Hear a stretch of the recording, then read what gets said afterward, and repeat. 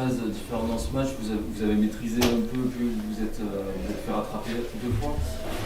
Qu'est-ce que vous retenez?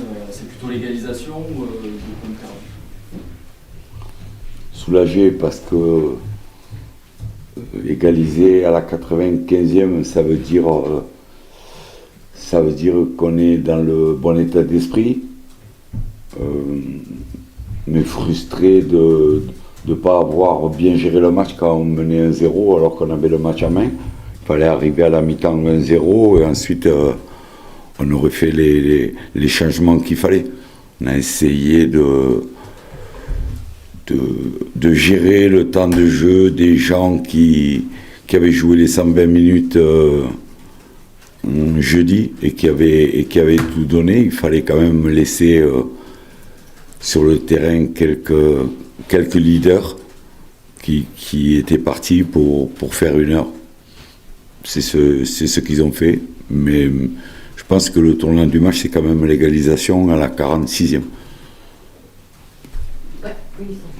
Justement, Jean-Louis, tu parles de l'égalisation. Pau Lopez avait fait un match incroyable jeudi soir. On l'avait vu un peu moins sûr sur cette sortie. Est-ce qu'il y a une décompression? Est-ce que tu penses que ça a pu jouer tout cet influx nerveux du match de Honda?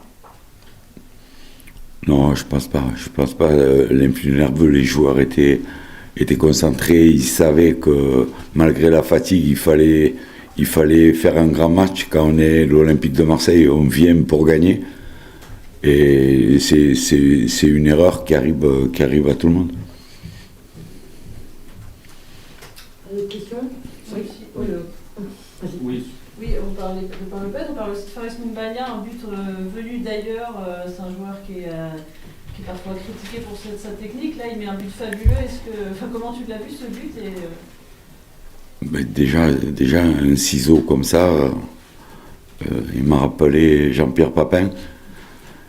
Et c'est bien pour lui et pour sa progression, parce que c'est un joueur en devenir qui n'est pas encore fini au niveau technique, qui doit travailler de haut du but, qui doit travailler la maîtrise du ballon. Et marquer 2 buts en 4 jours et des buts aussi importants pour la confiance, c'est parfait pour lui. Sur les temps de jeu, vous avez été obligé de beaucoup gérer ce soir. Est-ce que mercredi et dimanche, vous allez être un peu dans le même état d'esprit ou ce sera un contexte différent? On fait au jour le jour. D'accord. L'équipe, elle a été faite à 14h après avoir discuté avec et les joueurs et le staff médical.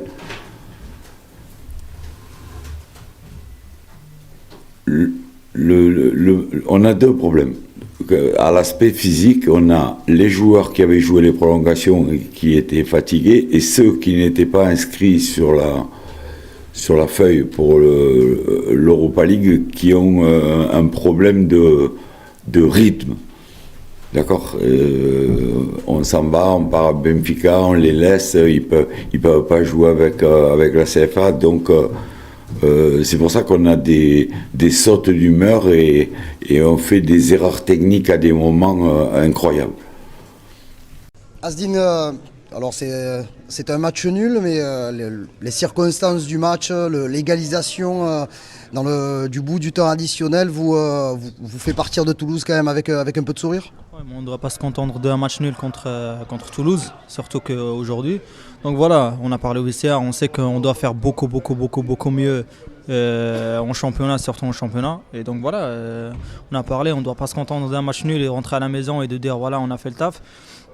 Aujourd'hui, il fallait qu'on ramène les 3 points. Maintenant, voilà, c'est passé, c'est derrière nous. Il faut qu'on se concentre et on se met dans la tête que voilà, en championnat, il faut vraiment qu'on fait beaucoup plus. Et c'est pas l'Europa League qui va nous ramener, qui va nous donner une place. Voilà, on est en demi-finale, il reste 2 matchs et donc voilà, c'est pas fait encore. Donc voilà, au championnat, il faut qu'on se donne tout jusqu'au dernier match. Mais qu'est-ce qui fait, selon toi, que vous n'y arrivez pas dans ce genre de rendez-vous?